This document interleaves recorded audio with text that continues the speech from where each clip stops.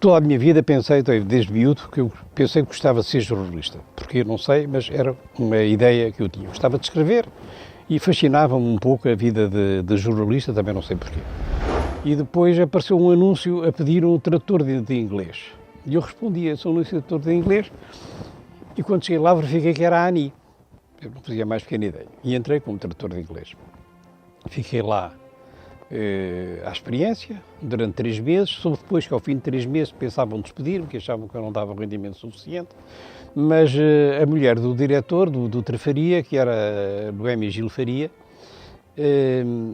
disse, mas não, olha que ele é dedicado ao trabalho e tal, inclusivamente, e isso é verdade, a última vez que estive doente, de cama, foi com a gripe asiática, em 1956, foi o ano que eu entrei. Ele até veio, apresentou-se ao trabalho, apesar de doente e tal. Eu lá fiquei.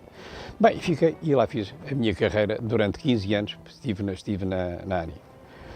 Saí, já não me em 61, um pouco agastado com o Dutra, que aliás mantive-me sempre amigo, um pouco agastado com o Dutra Faria, saí para o Diário de Notícias.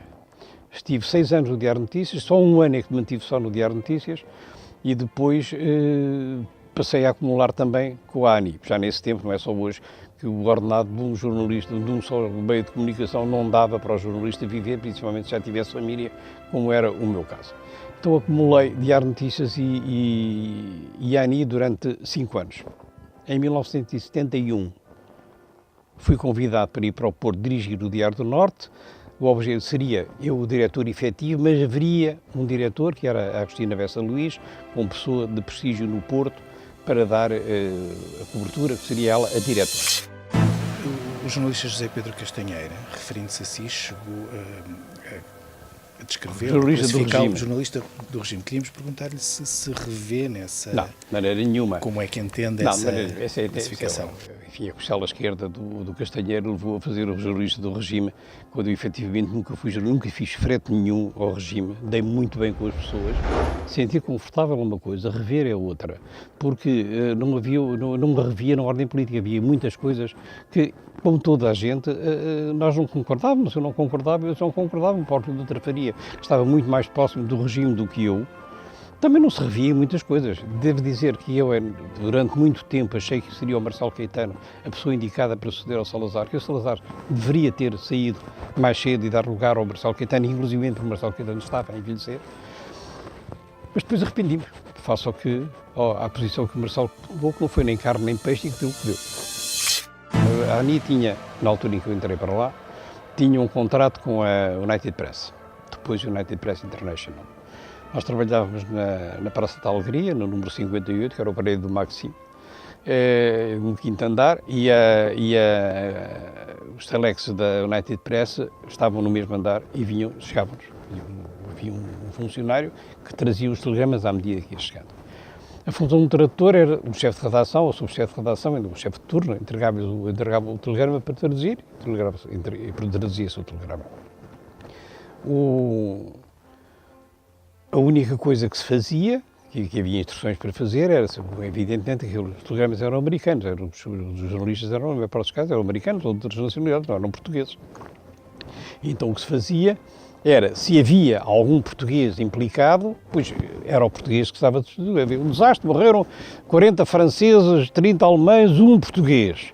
Pois, um português morreu num acidente em tal sítio, não é? Quer dizer, não dava o destaque, lá por serem mais, não se dava o destaque aos estrangeiros, dava-se o destaque ao português. Portanto, era isso que se fazia. De resto, os telegramas eram telegramas internacionais. A ANI distribuía fundamentalmente o noticiário internacional, não distribuía noticiário interno. O que alterou foi a forma de distribuição das notícias. Não é? A certa altura passou a haver, já não me recordo exatamente em que ano, mas a certa altura as notícias passaram a ser mandadas por telex. Deixou desaparecer as folhas e então as teletipistas passavam as notícias que lhes eram entregues, passavam-nas a fitas e depois essas fitas eram passadas diretamente para os jornais e para a censura.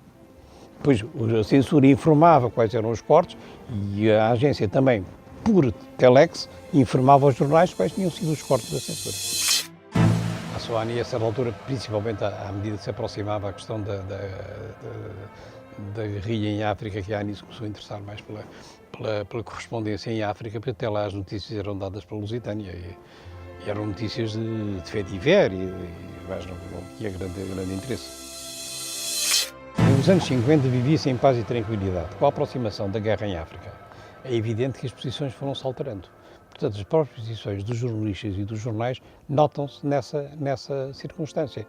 Repare que nas eleições de 1969, enquanto nas anteriores, mesmo nas de 61, em 61 há eleições legislativas, há em 65, tanto em 61 como em 61 é o programa para a democratização da República mal toca ainda na questão da África.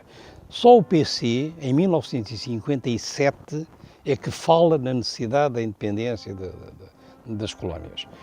Depois há a questão de Goa em 61, aí já houve uma certa preocupação com o que é que se iria passar relativamente ao resto das colónias.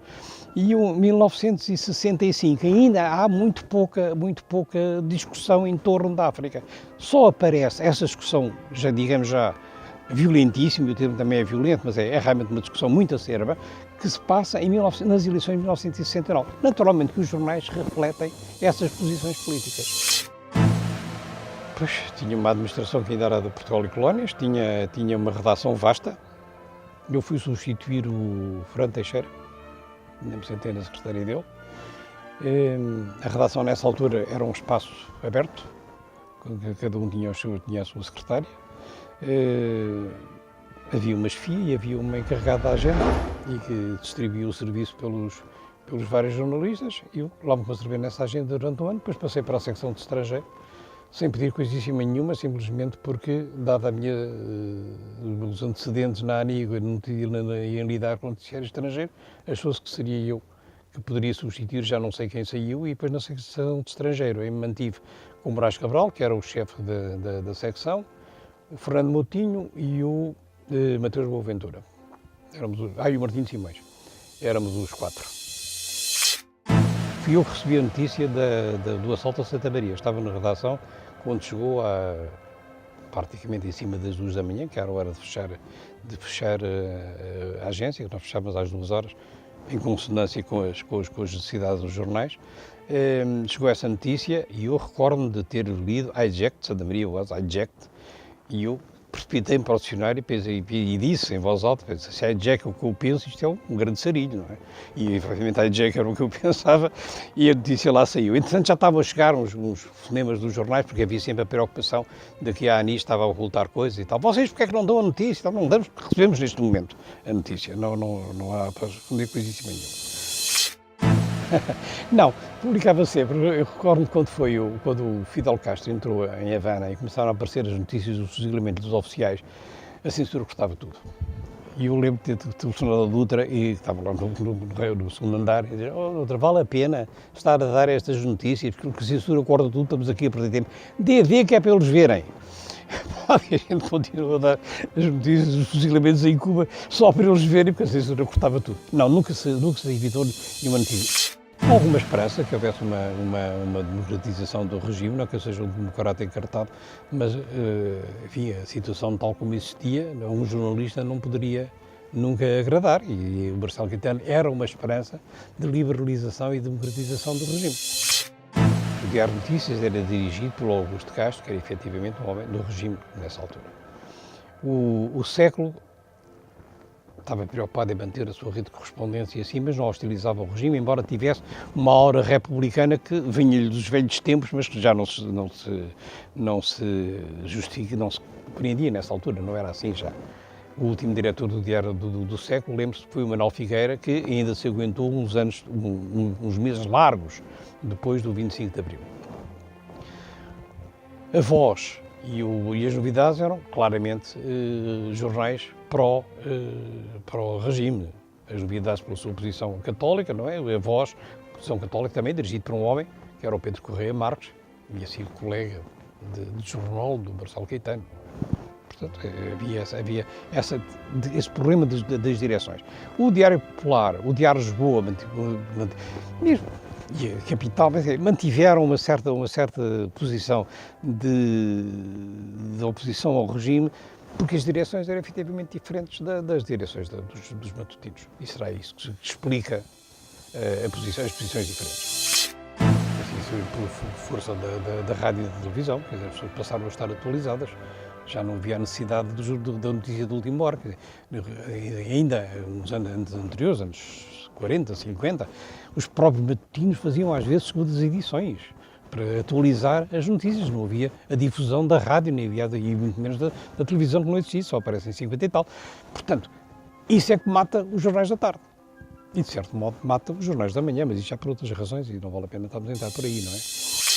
Eu fui para o Diário do Norte, eu já estava indigitado para ir para Roma como conselho de imprensa nessa altura, mas eu aceitei ir para o Diário do Norte porque me interessou menos a parte política do assunto do que realmente pôr de pé um jornal que estava em decadência e que, em parte, consegui, só não tinha meios mais para fazer, consegui, como se fosse ver do meu livro do Vespertino do Porto, as vendas começam a aumentar, há realmente uma melhoria do serviço. É possível que alguém pensasse que eu ia fazer ali papel de comissário político, que nunca fiz, nem me interessava fazer, e, portanto, se alguém pensou nisso, foi uma desilusão. Mas o meu objetivo foi realmente fazer o jornal Imagem. Esse foi o grande problema de Marcelo Caetano. Marcelo Caetano partiu vencido, o 25 de abril, porque Marcelo vencido, porque Caetano estava vencido.